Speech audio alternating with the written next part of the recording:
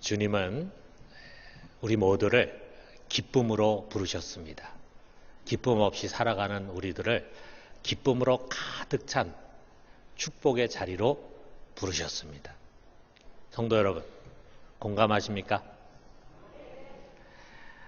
여러분, 지난 한 주간 예수를 믿으면서 그 기쁨 안에서 살아가셨습니까? 아멘 하시는 분도 있지만 아마 고개를 끄덕이지 않는 분들이 많이 있을 것입니다. 여러분, 우리가 살아가는 이 삶의 현실 보면은요, 사실 기뻐할 일이 별로 없어요.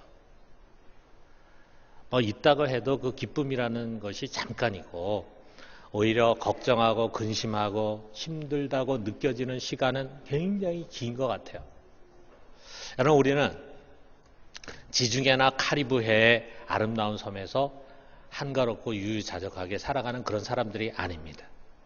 우리가 살아가는 이 도심의 삶은 그야말로 생존 경쟁을 위해서 싸우는 정글 한복판과 같아요. 목표는 끝없이 이어지고 경쟁에 시달리고 업적에 쫓기고 날카로운 평가에 마음을 졸입니다. 가난이나 질병으로 삶의 기초가 무너질지 모른다는 두려움, 또 끊임없이 찾아오는 근심거리들에 시달리게 됩니다. 사람에 치이고 인간관계로 실망합니다.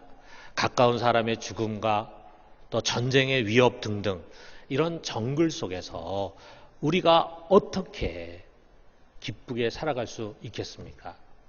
옳은 말입니다. 저도 공감합니다. 그럼에도 불구하고 하나님의 말씀은 우리들에게 분명히 이것을 명합니다.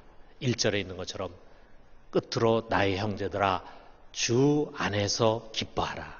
너에게 같은 말을 쓰는 것이 내게는 수고로움이 없고 너에게는 안전하니라. 기뻐하라. 항상 기뻐하라. 이것이 이 시대를 살아가고 있는 하나님의 자녀들에게 주시는 하나님의 명령입니다. 자, 우리가 좀 전에 읽은 이 말씀 속에서 끝으로라고 하는 말로 시작되는데 그 끝으로라는 로이포스라고 하는 말은 마지막으로 또는 덧붙여서라고 하는 의미로 지금 바울이 이 빌립보서를 쓰면서 최종적으로 주고자 하는 중요한 교훈이라는 것을 암시하고 있어요. 그리고 그 다음에 나오는 이 너희에게 같은 말을 쓰는 것이 내게는 수고로움이 없고 너희에게는 안전하니라. 내가 지금 반복해서 이런 얘기를 한다라고 할 때 그 같은 말이라고 하는 것이 무엇을 의미할까? 크게 우리가 두 가지 해석을 하는데, 하나는 요 다음 절부터 이어지는 유대 율법주의자들의 그릇된 가르침에 대한 경고, 그거를 이제 반복하는 것이 너에게는 안전하다, 그런 뜻으로도 해석할 수 있고, 또는 기뻐하라, 주 안에서 기뻐하라라고 하는 그 명령, 그것을 반복한다 라고도 해석할 수 있는데, 저는 이게 후자라고 생각을 합니다. 바울은요, 이 빌립보서에서 기뻐함, 기쁨 뭐 이런 말들도 많이 있거니와 기뻐하라라고 하는 그런 명령을 여러 차례 반복을 합니다. 빌립보서 2장 17절에 18절 보면은 만일 너희 믿음의 재물과 섬김 위에 내가 나를 전제로 드릴지라도 나는 기뻐하고 너희 무리와 함께 기뻐하리니 이와 같이 너희도 기뻐하고 나와 함께 기뻐하라. 이 한 문장에 기뻐하라는 말이 5개나 반복되잖아요. 또 빌립보서 4장 4절에 유명한 말씀인데 우리 같이 한번 읽어봅시다. 주 안에서 항상 기뻐하라. 내가 다시 말하노니 기뻐하라. 기뻐하라. 그러고 또다시 반복해서 내가 다시 말하는데 기뻐해라. 자, 그야말로 정말 기쁨의 찬가죠. 마치 바울은요, 너희들에게 기뻐해야 할 충분한 이유가 있다. 그런데 너희가 그 기쁨을 누리지 않는다면 너희는 신앙생활 제대로 하는 것이 아니다 라고 말하는 것 같아요. 그래서 이 최종적인 메시지로 다시 기뻐하라 라고 하는 것을 반복해서 주는 것입니다. 그렇다면은 그야말로 이 기쁨의 찬가를 부르고 있는 바울은 어떤 상황 속에 지금 처해 있는 것인가? 아주 편안하고 그리고 안락한 가운데서 지금 이 메시지를 주고 있는 것인가? 그게 아니라 이거죠. 여러분, 이 빌립보서는 우리가 잘 아는 것처럼 에베소서, 골로새서와 함께 옥중 서신입니다. 바울이 옥에서 이 편지를 썼어요. 그는 지금 하루하루를 그야말로 추위와 더러움, 궁핍, 학대, 외로움으로 가득 찬 감방에서 살고 있습니다. 우리가 이 성경을 자세히 들여다보면요, 그의 표현 속에 사는 것보다는 죽는 것이 더 낫겠다라고 하는 그런 표현들이 있는 걸 볼 때 정말 하루하루가 굉장히 힘들고 어려운 환경이었겠다. 우리가 그것을 볼 수 있습니다. 여러분, 만약에 바울이 말해요. 뭔가 자기가 그렇게 바라던 그 꿈을 달성하고 그리고 지중해 아름다운 섬의 별장에서 누워가지고 달콤한 주스를, 과일 주스를 마시면서 나의 형제들이여 나는 기쁘고 기쁘구나. 너희도 기뻐해라. 이렇게 말한다면 아마 우리가 마음속으로 놀고 있네 라고 하면서 비웃을 겁니다. 그런 곳에 가서 있으면서 기뻐하지 않을 사람이 누가 있겠어요? 자, 그런데 지금 우리보다도 훨씬 더 어려운 상황 속에 있습니다. 감옥에 있습니다. 하루하루가 고역입니다. 궁핍입니다. 그런데도 불구하고 나는 기쁘구나. 나에게 기쁨이 충만하다. 너희도 기뻐해라. 이렇게 이야기하니까 우리가 귀를 기울이지 않을 수가 없는 거죠. 만약에 그가 그런 상황에서 기뻐할 수 있다면 우리도 기뻐할 이유가 충분하지 않겠어요? 우리도 이 기쁨에 도전할 수 있지 않겠어요? 우리 오늘 이 성경, 우리 이 말씀을 오늘 다 마치고 난 다음에 여러분과 제 속에 정말 알 수 없는 기쁨의 샘이 우리 영혼 깊은 곳에서 샘솟듯이 흘러날 수 있게 되기를 주님의 이름으로 축원합니다. 자, 그런 의미에서 이 구절에 대한 우리 영어 성경 중에 NLT라고 하는 성경이 있는데 그 성경은 이제 우리나라 현대인의 성경과 비슷한 건데 좀 의역을 했는데 그 의역이 의미가 있다고 생각해요. 뭐라고 이걸 번역을 했냐면 Whatever happens, rejoice in the world 그랬어요. In the Lord 그랬어요. 어떤 상황에서건 주 안에서 기뻐하라. 여러분, 어떤 상황에 처해 있든지 무슨 일이 일어나든지 우리가 무슨 일을 맞이하든지 기뻐할 수 있는 것, 그것이 바로 신앙의 힘이고 우리 그리스도인의 특권입니다. 하나님이 우리 안에 주신 기쁨은 주어진 상황을 뛰어넘는 그런 힘이 있습니다. 그렇다면 그 기쁨의 근원이 무엇일까? 왜 우리가 그렇게 기뻐할 수 있을까? 바로 여기 주 안에서라고 하는 단어에 있어요. 주 안에서 기뻐하라 이렇게 명합니다. 다시 말하면 주 예수 그리스도가 우리들의 기쁨의 근원이다 라고 하는 거예요.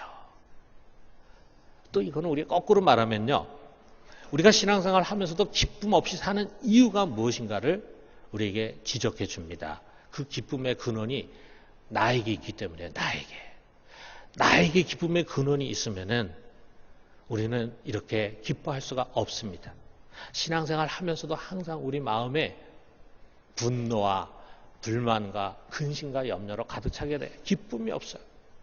원인이 그 기쁨의 근원이 나에게 있기 때문이라 이거죠. 자, 2절부터 전개되는 바울의 논지가 바로 그겁니다. 그는 먼저 여기 율법주의자들을 개라고 폄하하면서 아주 강하게 비판합니다.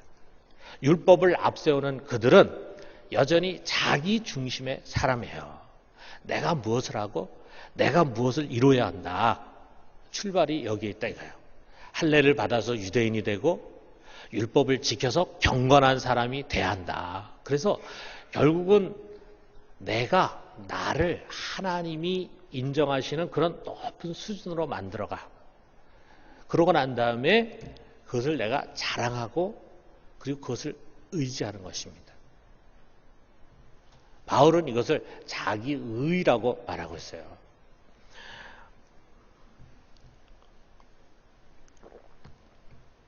바울은 여기 교회에 와가지고 이들을 어지럽히고 있는 이 율법주의자들의 문제는 바로 이것이다.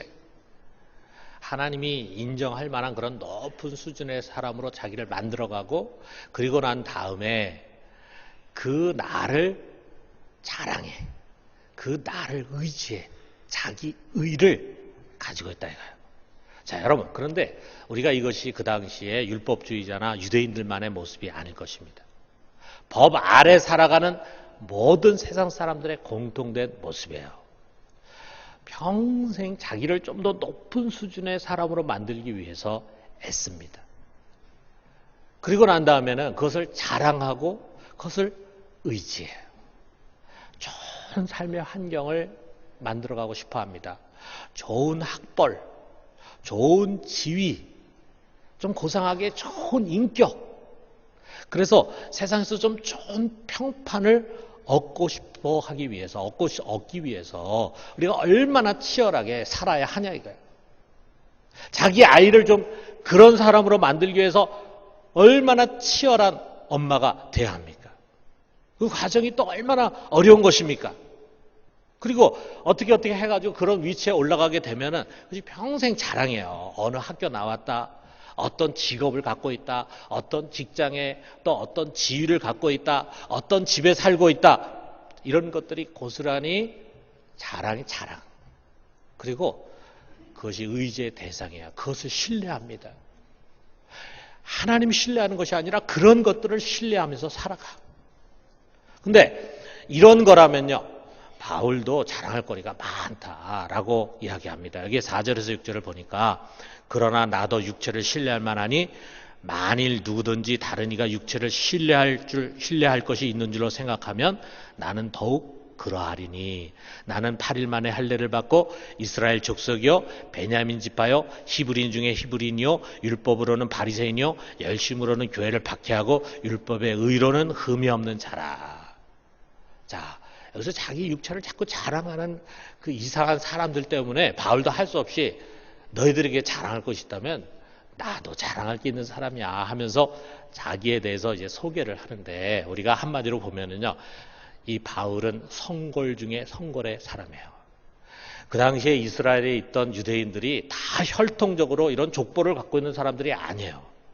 나중에 그들이 할례를 받아가지고 유대인들이 된 사람들도 많이 있었습니다. 그런데 바울은 아주 순수한 혈통, 베냐민 지파 사람이에요. 그러면서 또 그는 아주 유력한 가문의 사람이었습니다.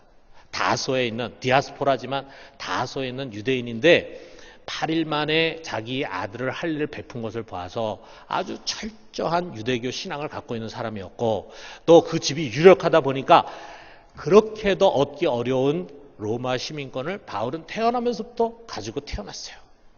굉장한 집안이죠. 아주 훌륭한 집안이죠. 큰 집안이죠. 부유한 집안이죠. 그런 집안에서 태어났습니다. 그래서 그런 집안에서 자라났어요. 그래서 마지막에 최고의 학부를 나왔어요. 가말리엘 교법사 밑에서 배운 최고의 학자가 됐어요.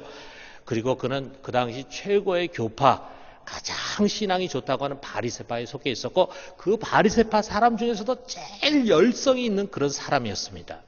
자, 우리가 지금으로 보면은 뭐 그게 대단하냐고 생각할지 모르지만 그 당시 유대인들이라면 누구나 부러워할 엘리트 중에 엘리트였다 이거예요. 정말 바울이라면 자랑할 것이 많은 사람입니다.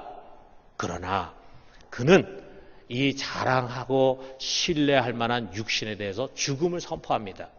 갈라디아서 6장 14절에 보니까 그러나 내게는 우리 주 예수 그리스도의 십자가 외에 결코 자랑할 것이 없으니 그리스도로 말미암아 세상이 나를 대하여 십자가에 못 박히고 내가 또한 세상을 대하여 그러하니라.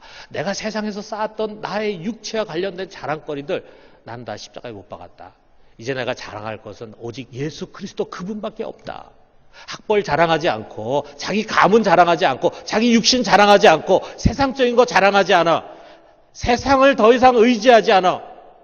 그는 오직 예수 그리스도의 십자가만을 자랑하는 사람이 됐다 이거예요. 그런데 우리는 예수를 믿지만 여전히 그러한 것들을 자랑으로 삼고 그러한 것들을 의지하며 살아갑니다. 이런 외모에 여전히 가치를 두는 사람은 예수를 믿지만 그 속에 기쁨이 없어요. 여러분, 우리의 의는 이런 자기 의가 아니라 이거예요. 우리의 의는 뭡니까? 우리 그리스도인의 의는 자기가 만들어낸 그런 불완전한 자기가 아니라 하나님이 선물로 주신 완전한 하나님의 의입니다. 이것으로 우리가 의인이 됐어요. 우리가 어떻게 그 의를 얻었는가? 예수 그리스도를 믿음으로 말미암아 의를 얻게 됐어요. 9절 하반절에 보니까 내가 가진 의는 율법에서 난 것이 아니요 오직 그리스도를 믿음으로 말미암은 것이니 곧 믿음으로 하나님께로부터 난 의라 그랬어요. 자, 이렇게 이 의라는 게 법적인 용어인데 이 의라는 문제에서 참 많은 사람들이 벽에 부딪힙니다. 교회를 다니면서도 이 벽을 넘지 못하고 이것을 이해하지 못하고 이것을 받아들이지 못하는 사람들이 많이 있어요. 자, 여러분 우리가 한번 생각해 봐요. 우리는 다 죄인이죠.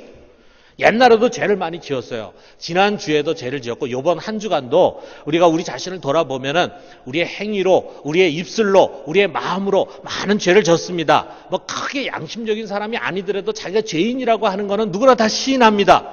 자기만 죄인이 아니라 자기 옆에 앉아있는 사람도 죄 많이 졌을 거다 이렇게 생각하고 지금 앞에서 저렇게 거룩한 설교를 하고 있는 목사도 아마 이번 한 주간 죄 많이 졌을 것이다 이렇게 생각하실 겁니다. 당연합니다. 맞습니다. 자, 우리가 다 그런 죄와 더불어 살아가고 죄를 많이 지은 인간들인데 그렇다면은 우리의 가장 깊은 속의 내용까지 다 들여다보시는 우리 하나님이 가장 정의롭게 죄인과 죄가 아닌 것을 판단할 수 있는 그런 공의로우신 하나님이신데 그 하나님이 우리의 죄를 전혀 인정하지 않는 거예요. 자, 우리가 세상 재판에서는 그 사람이 잘못하고 죄를 지음에도 불구하고 잘못 판결을 내릴 수 있겠죠. 고의적으로 할 수도 있겠고 신이 아닌 이상은 아무리 공의로운 재판관이라 해도 판결에 실수를 할 수 있겠죠. 그런데 우리 하나님은 재판에 결코 실수하는 분이 아닙니다. 죄가 있는 자를 죄 없다고 얘기하시는 분이 아니에요. 그런데도 불구하고 여러분과 저는 스스로 우리 모두가 자격 없고 더러운 죄인이라고 말하는데 공의로우신 재판장 되신 하나님은 오히려 아니 너는 더 이상 죄가 없어. 너는 깨끗하고 거룩한 의인이야. 이렇게 판결을 하십니다. 여러분 이게 우리가 어떻게 보면은 신앙생활하면서 가장 받아들이기 어려운 것 같아요. 우리가 교회 다니다 보면은 하나님에 관한 말씀도 우리가 믿어요. 예수가 하나님의 아들인 것도 믿어요. 그런데 성경 속에서 나에 대해서 하는 진술은 받아들이기 정말 어렵습니다. 내가 봐도 내가 너무 못난 사람인데 이런 못난 사람을 우리 하나님이 이뻐하시고 사랑하신다는 거. 나같이 별 볼 일 없는 사람을 하나님 존귀한 자로 높여서 왕과 같은 제사장으로 높이신다는 거. 아니 이런 몹쓸 죄인을 죄가 하나도 없는 거룩한 성자다, 세인트다 라고 칭하시는 것은 정말 우리가 받아들이기 힘듭니다. 그런데 여러분 그것을 받아들이는 것이 바로 믿음입니다. 로마서 4장 5절에 보니까 이를 아니할지라도 경건하지 아니한 자를 의롭다 하시는 이를 믿는 자에게는 그의 믿음을 의로 여기시나니. 무슨 말입니까? 경건치 않아요. 죄를 졌어요. 죄인입니다. 그럼에도 불구하고 그를 의롭다고 선포해. 그런 하나님을 아멘으로 믿는 그 믿음을 의로 여기신다. 다시 말하면 하나님께서 그의 은혜를 가지고 일방적으로 그렇게 하셨고 그렇게 선포하실 때 우리가 겸손하게 이해는 잘 되지 않지만 어떻게 보면은 우리가 어떻게 그런 일이 있을 수 있을까 이해가 안 된다라고 생각되지만 전능하신 하나님, 공의로우신 하나님 그렇게 말씀하시니까 그래서 나는 아멘 하고 믿음으로 그것을 받아들이는 것입니다. 그 믿음을 우리 하나님 기뻐하십니다. 우리가 그것을 받아들이고 난 다음에 하나님 나를 의인이라고 하니까 그래 의인으로 생각하자. 하나님 난 분명히 내가 죄 졌다고 생각하는데 내가 죄가 없다고 선포하시니까 죄가 없다고 내가 받아들이자. 그러고 난 다음에 아니 도대체 어떻게 이런 일이 일어날 수가 있는가라고 하는 것을 우리가 이제 묻는 거예요. 그렇게 할 때 그 모든 대답의 종착점은 예수 그리스도입니다. 예수 그리스도. 그분이 그 모든 것을 가능하게 하신 거예요. 주 안에 들어가는 사람, 그를 통과하는 사람에게 이런 기적이 일어나는 겁니다. 맞죠, 여러분? 우리 보통 일반 주유소에 있는 세차장은 이렇게 내가 차를 몰고 들어갔다가 거기서 내린 다음에 세차가 다 끝나면 내가 차를 몰고 나오는데 가끔 그런 거 있잖아요. 이렇게 자동 세차 코스가 있는 곳 있잖아요. 그래서 자동차가 저절로 움직여가지고 이제 입구에서 출구로 나옵니다. 그러면 입구에 내가 차를 세워놓을 때는 아주 더러운 차였어요. 그 다음에 내가 내려서 출구에 가서 기다린 다음에 나중에 내 차가 나오는데 아주 반짝반짝하는 깨끗하게 세차된 새 차로 나옵니다. 내 차가 그 세차 코스를 통과하면서 더러웠던 차가 깨끗하게 씻겨져서 나오잖아요. 그런 것처럼 우리가 예수 안에 들어가면은 사람이 달라져요. 죄인이 의인이 되고 지옥의 사람이 천국의 사람이 됩니다. 멸망할 자가 영생을 얻는 자가 되고 땅의 사람이 하늘의 사람이 되는 것입니다. 그런 기적이 일어나는 거예요. 이것은 오직 예수 그리스도로만 가능합니다. 신앙은 이 놀라운 예수 그리스도에 관한 지식을 갖고 있는 것입니다. 하나님의 아들 예수 그리스도, 그 속에 신비가 있습니다.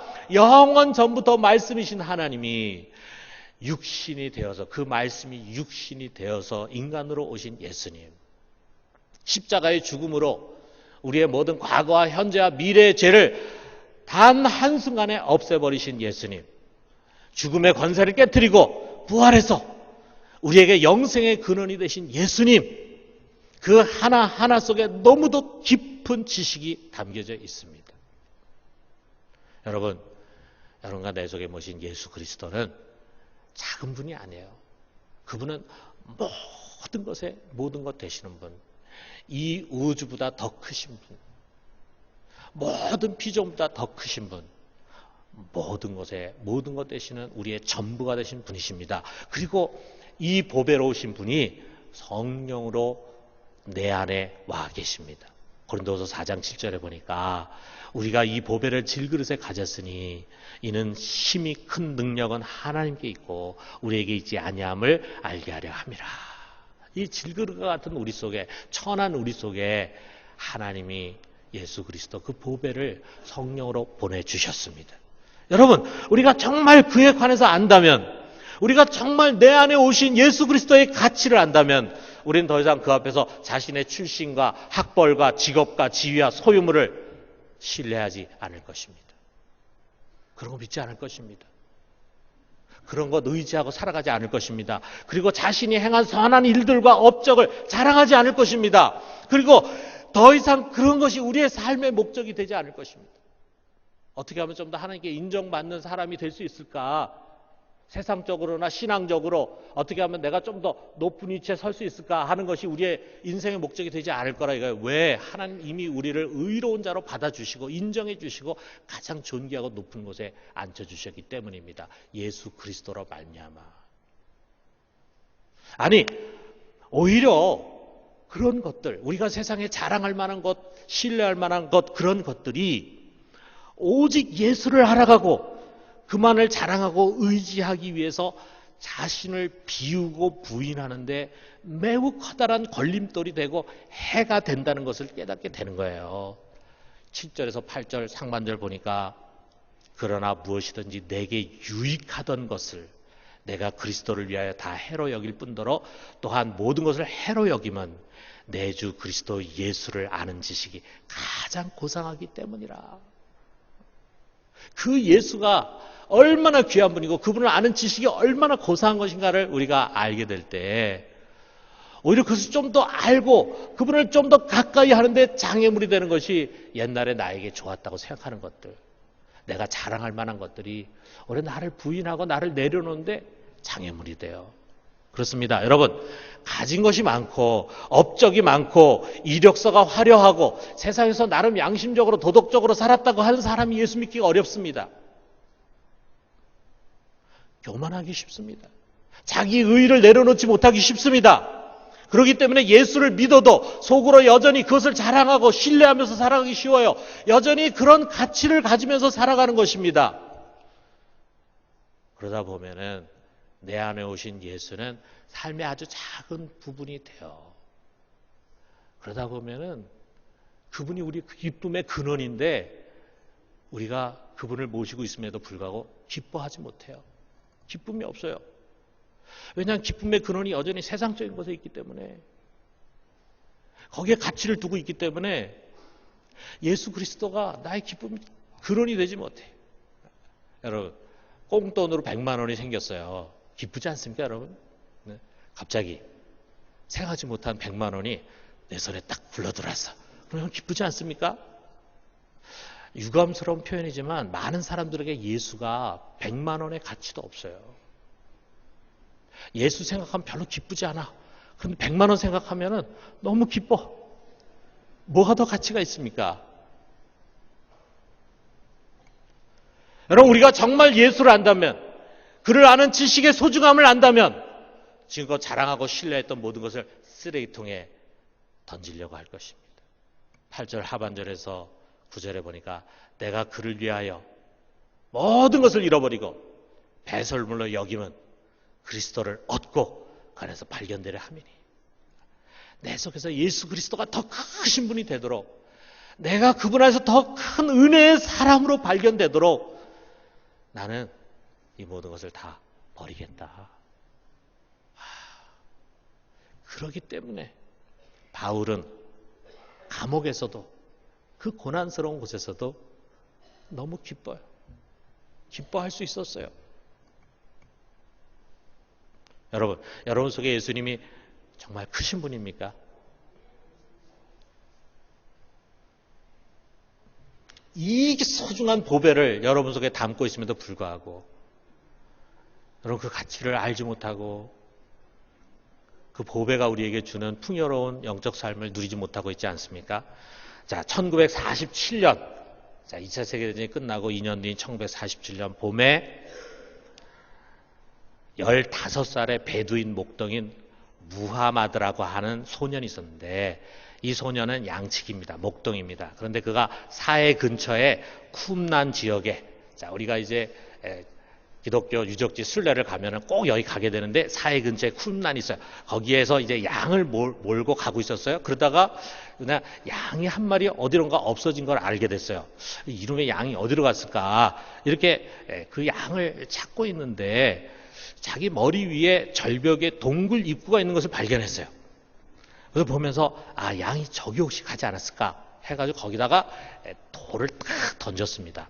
그래서 양을 좀 놀래켜가지고 양이 밖으로 나오게 하려고 돌을 던졌어요. 그런데 거기서 돌을 던졌는데 양 소리가 난 것이 아니라 항아리 깨지는 소리가 났어요. 쨍그랑하고.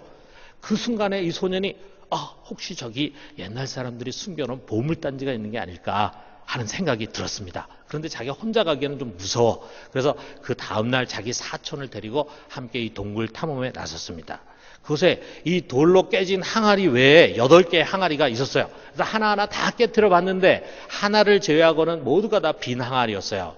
그런데 그 한 항아리 속에도요, 그들이 기대했던 그 보석이나 귀금속이 아니라 낡아빠진 양피지 두루마리 11뭉치가 있었습니다. 이 두 소녀는 너무 실망했어. 거기서 뭔가 옛날 사람이 숨겨놓은 금이라도 좀 나올까 기대했는데 이놈의 양피지가 그냥 거기에 나오는 거예요. 그래가지고 그걸 갖다가 시장에 가서 중고품 상인에게 몇 푼 안 받고 팔았습니다. 아주 헐값에 팔았어요. 이 중고품 상인도 5개는 히브리 대학에, 그 다음에 6개는 마르코 수도원의 대주교에게 아주 싼 값에 팔았습니다. 자, 그런데 이들이 큰 실수한 거죠. 왜? 이것이 그 유명한 사해 사본이었어요. 그동안 구약성경 사본으로 가장 오래됐다고 생각했던 맛소라 사본보다 1000년 더 오래된 사본이었어요, 여러분. 대단하지 않습니까? 1000년 더, BC 한 200년경으로 추산되는. 그래서 지금 우리 지구상에 있는 구약 사본 중에 가장 오래된 사본을 이 베두인 목동 둘이 찾아낸 거예요. 야, 정말 이거는 보물 중에 보물이죠. 지금 그 가치가 어느 정도 될까? 물론 팔지도 않지만 만약에 경매에 내놓으면요, 아마 제 생각에 수조 원을 호가할 것입니다. 수조 원. 이 목동들이 자기가 팔아가지고 아마 그날 하루 저녁 배부르게 먹고 마시고 끝냈을 거예요. 그런 푼돈에 판 이 두루마리의 가치를 알았더라면 얼마나 땅을 치고 후회했을까? 아마 땅을 치고 후회했을 거예요. 아마 화병에 죽었을지도 몰라요. 15살이었으니까 그 이후로 아마 얼마 안 있다가 이게 무엇이었는가 하는 것이 아마 발표가 됐을 겁니다. 그것을 듣는 순간, 야, 얼마나 땅을 치고 후회했겠어요. 아마 에서의 망령된과 같았을 거라 이거예요. 여러분, 우리가 그거 같지 않습니까? 하나님은 이 세상에 무엇과도 바꿀 수 없는 가장 값비싼 보물을 우리에게 선물하셨어요. 돈도 아니고 금도 아니고 이 세상의 재물도 아니고 장수도 아니고 가장 사랑하는 그의 아들 예수 그리스도를 우리에게 보내주셨어요. 그가 우리 안에 거하십니다. 우리가 그분 안에 거하고 있습니다. 그런데 이 존귀하신 예수를 잊어버리고 여전히 가치 없는 것들에 매달려서 희노애락을 반복하고 있지 않습니까? 예수를 믿는다고 하는 사람들이. 그러므로 이 보배를 가진 성도 여러분, 기뻐합시다. 주님 안에서 기뻐합시다. 우리 잠깐의 슬픈 일에 너무 슬퍼하지 마요. 여러분 잠깐의 가난함에 너무 움츠러들지 마요. 우리 잠깐의 불행에 너무 주저앉지 마세요. 잠깐의 고난에 너무 낙심하지 마세요. 우리 잠깐의 힘든 일로 너무 화내고 분노하지 마세요. 여러분 속에 영원한 보배 예수 그리스도가 있습니다. 우리는 이미 그분의 축복과 사랑을 받은 자입니다. 능력의 힘이 크신 그분이 여러분의 인생의 배에 함께 타고 계심을 명심하십시오. 여러분 혼자가 아닙니다. 그 전능하신 분의 품 안에 있습니다. 그가 우리의 피난처가 되십니다. 염려 근심을 다 내려놓고 주님만 바라봐요. 그러므로 그분이 우리 안에 심어놓으신 이 기쁨을 빼앗기지 맙시다. 잃어버린 기쁨을 다시 찾아옵시다. 그리고 다시 기뻐합시다. 그리고 그 기쁨으로 우리 마음 깊은 곳에 있는 분노와 어둠을 평정합시다. 모든 염려를 뛰어넘읍시다. 주 안에서 항상 기뻐하는 우리 모두가 되기를 주님의 이름으로 축원합니다.